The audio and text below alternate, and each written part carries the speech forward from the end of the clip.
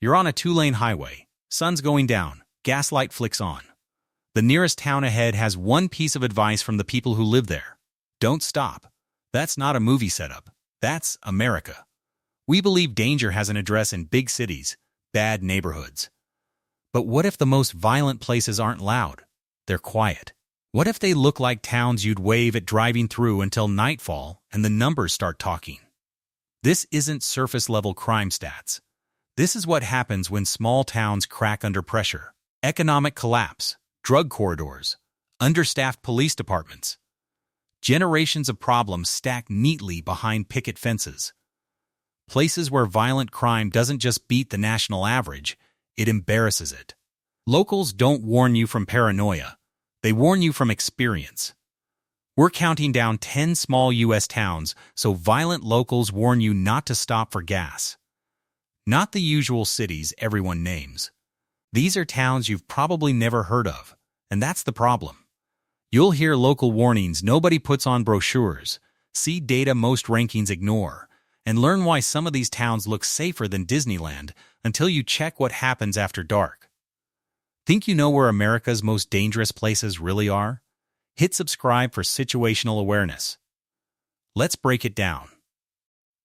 Number 10. Bogalusa, Louisiana. In Bogalusa, the trees whisper, the pavement cracks, and the murder rate makes New Orleans look like Disneyland. With just under 11,000 residents, Bogalusa punches way above its weight on violence. Violent crime is 3 times the national average. The town has seen dozens of shootings in a single year. It's systemic. Gang violence, turf wars, an under-resourced police department. We don't call 911 here. We call family. Real quote from a local. Bogalusa literally translates to dark water, which feels accurate. Underneath the Southern charm, you'll find economic collapse, generational poverty, folks who've given up on outsiders and each other. Violent crime rate 2,200 per 100,000. Poverty 30%. Median home value $85,000. Median income $24,000. Nicknamed by some locals, Bogalusa. Not every town needs a Whole Foods, but maybe one bookstore, a safe place to walk your dog. Something besides another gas station where the pump doesn't work and the cashier looks ready to call backup. You're driving through town at dusk. Air humid. Sun dips behind a water tower. You spot a gas station. You slow down. Then you remember the warnings. You don't stop. You don't even blink. You just keep driving. Number 9. Stillwell, Oklahoma. Stillwell, Oklahoma, where strawberries are sweet, but the crime rate might get you picked off before the fruit does. Fewer than 4,000 people, but somehow enough violent crime to keep a CSI team busy year-round. It markets itself as the strawberry capital of the world. Adorable, right? Until you realize in 2023 alone, Stillwell had a violent crime rate over 5 times higher than the national average. Violent crime rate 1,400 per 100,000. National average 380. Poverty over 40%. Median household income just under $25,000. Local law enforcement limited, underfunded, struggling with gang activity and meth trafficking. Stillwell sits in one of the poorest counties in the state, with a long, complex history of neglect and broken promises. When you gut social services, leave law enforcement under-resourced, and ignore economic decay for decades, don't be surprised when crime blooms. Our jail is full, and the strawberries aren't in season. Overheard in a local Facebook group. When you live in a town where everyone knows everyone and still avoids eye contact after 6 p.m., you lose more than safety. You lose trust. That house with the roses had 2 shootings in the last 12 months. That gas station by the highway?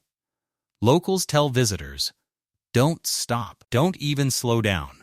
Why is it always the towns with the cutest slogans that have the wildest stats? Welcome to Stillwell, home of strawberries and assault. What do you even put on a brochure? Bring the kids in a Kevlar vest. Number 8. Alexandria, Louisiana. Alexandria, Louisiana. Where the food is hot, the crime stats are hotter, and the phrase "don't stop for gas" is just community advice.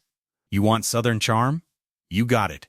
Oak-lined streets, colonial courthouses, humid heat making everything feel slow and sleepy. But underneath that, you've got one of the most violent small cities in America. This city of 45,000 people has a violent crime rate over 1,400 per 100,000, nearly 4 times the national average. Break-ins, drive-bys, murders, assaults. It's worse than it used to be, and it wasn't great back then. Long-standing poverty near 30%, unemployment higher than state and national averages, crippled public services, law enforcement stretched thin, generational trauma, underfunded schools, deeply rooted corruption. Local governments had resignations, investigations, and political infighting doing nothing for public safety. It's like everyone's got a cousin who's been shot and no one trusts the cops. High crime plus low trust equals fear disguised as routine. In Alexandria, people don't flinch at sirens anymore. It's just Thursday. You learn where not to park, which streets to avoid after 9 p.m., which gas station is technically open but functionally abandoned. You just pulled off the highway for gas. It's dusk. Gas station lights flickering. You glance around and see no one, no cars, no movement, just heat, silence, and that creeping feeling saying, "Keep the engine running." Number 7. Hamtramck, Michigan. Hamtramck, Michigan is 1 square mile of pierogies, prayer calls, and crime stats that make you double-check the map. About 28,000 people packed into 2 square miles.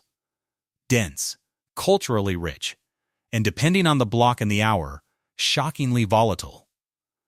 Built by Polish auto workers, reshaped by waves of immigration, one of the most diverse cities in America. Violent crime rate approximately 900 to 1,000 per 100,000, more than double the national average. Property crime well above state average. Median rent $900. Median income under $35,000.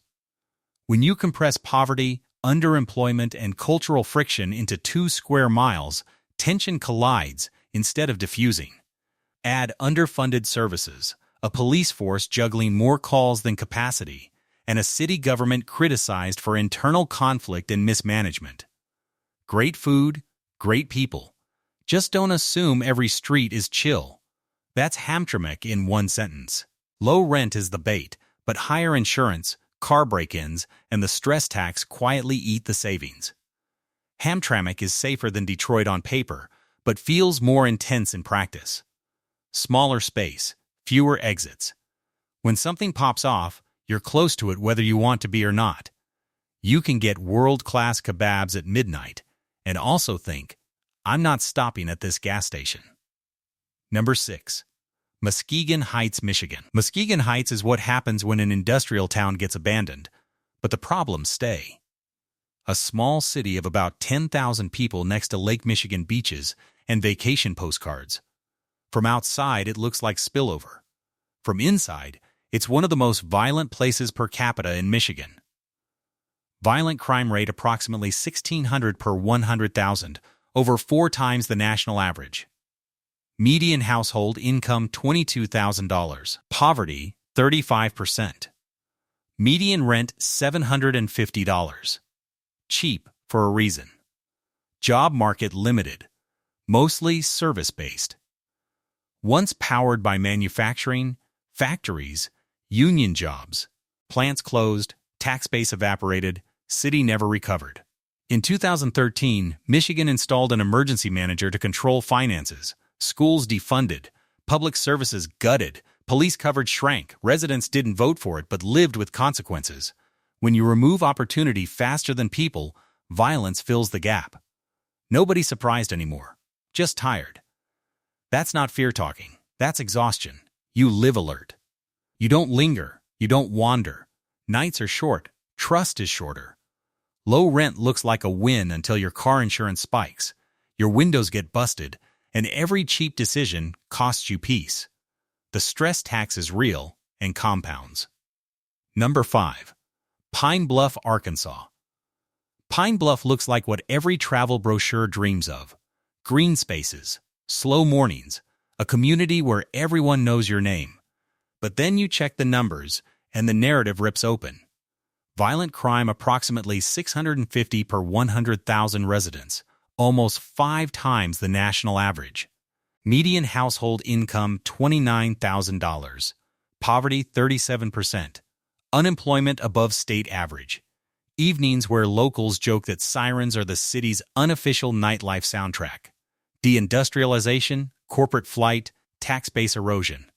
City government struggling to keep pace with basic services. When budgets shrink and programs dry up, only tension remains. Locals will warn you not just about where to not stop, but where to not walk. After dark, the consensus is a polite but firm no thanks. Pine Bluff calls itself scenic. It just forgets to mention the scenery includes bullet casings. You're standing by the Arkansas River at sunset. Breeze is warm, kids on bikes. Then a distant siren. Not urgent, just familiar, almost part of the atmosphere. That's Pine Bluff, beauty with a bruise.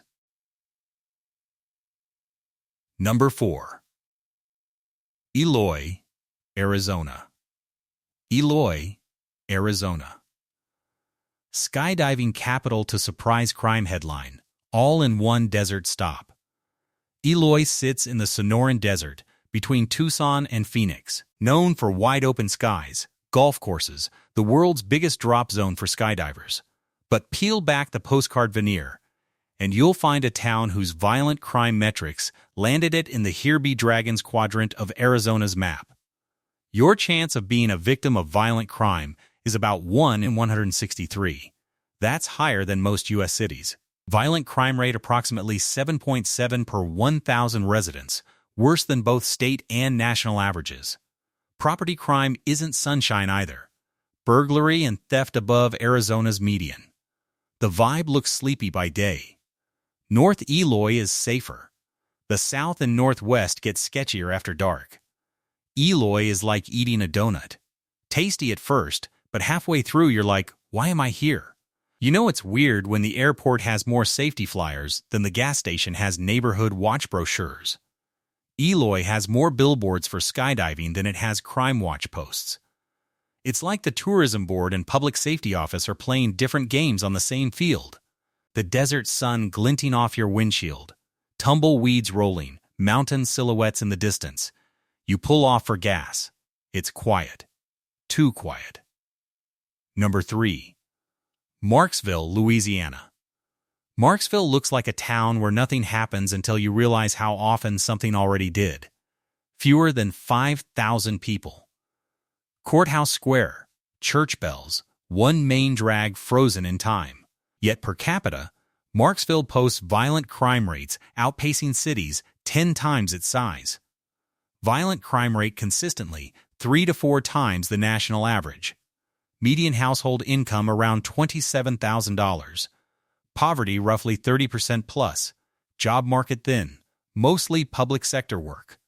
Marksville's story is isolation, plus institutional failure, economic stagnation, limited policing resources. A town that became nationally known after a notorious police shooting that shattered trust with residents. People here don't call police first. They call family. That's not folksy. That's structural. Living here means learning silence. You don't linger at night. You don't wander into unfamiliar blocks. You keep your circle tight. The danger isn't constant, but it's unpredictable, which is worse. Small towns love to pretend nothing's wrong. Marksville has that vibe where everything looks calm, but everyone knows exactly which street not to turn down. It's like a shared secret nobody wrote down. That's creepier than chaos. You notice how empty it is. Not peaceful. Vacant. That's when you realize everyone else already went inside. Number 2. Taos, New Mexico. Taos looks like a postcard you'd frame, right up until the crime stats slide out from behind it. Artists, mountains, adobe homes glowing at sunset. A place people move to when they want peace. Which is exactly why Taos landing at number 2 should make you uncomfortable. Per capita, Taos is one of the most violent small towns in the entire Southwest. Not in theory, in data. Violent crime rate roughly 2 times the national average. Property crime consistently high. Median household income approximately $36,000. Median rent often $1,200 plus. Poverty approximately 25% despite tourism money. Taos has wealth, it's just uneven. Second homes right next to families barely scraping by. That tension shows up everywhere. Drugs, theft, domestic violence, assaults. This isn't random violence, it's economic whiplash.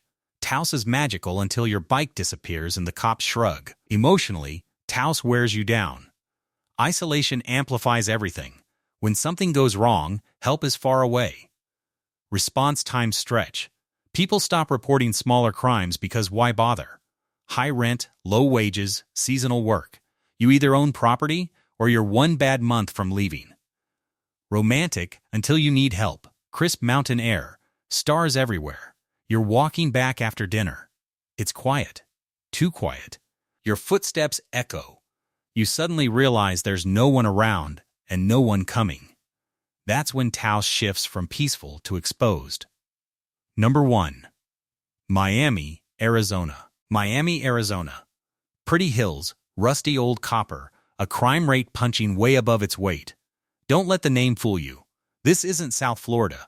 This Miami is a tiny mining town with about 1,500 residents squeezed into under a square mile. On paper, it's quaint. Scenic drives, old-school Main Street vibes, satisfying Arizona heat. But the numbers tell a different story, where beauty and danger sit uncomfortably close. Population approximately 1,531. Tiny but tightly packed. Violent crime rate approximately 9.7 per 1,000 residents. Your chance of being a victim much higher than national and Arizona averages. Poverty around 32%. Median household income approximately $44,000. This isn't danger if you sneak into dark alleyways. The risk is community-wide and built into everyday rhythm. The main drag with retro diners and vintage signage, that same strip has seen enough assaults and robberies to make seasoned news editors raise an eyebrow. Nice sunsets, just don't stop after dark. That feels like cliché until you realize people actually say it. Neighborhood forums confirm some blocks are fine by day and eerily quiet by night. Living here feels like wearing 2 different glasses. In one, it's that cozy copper country town with cheap homes worth $75,000 and friendly waves. Miami's motto should be "Come for the views, stay for the statistics." Welcome banners outnumber caution flags. Panoramic mountain vistas on billboards, while the same town has 3 crime reports on a single next-door thread. Economic reliance on mining has squeezed its tax base. Local services, especially policing, are stretched thin. Attempts to diversify and attract tourism are noble, but don't instantly fix crime patterns. Like this video if you've learned something strategic about American small towns. Subscribe because sometimes the smartest life hack is knowing which gas stops to skip. These aren't random towns. They're case studies in what happens when systems fail quietly.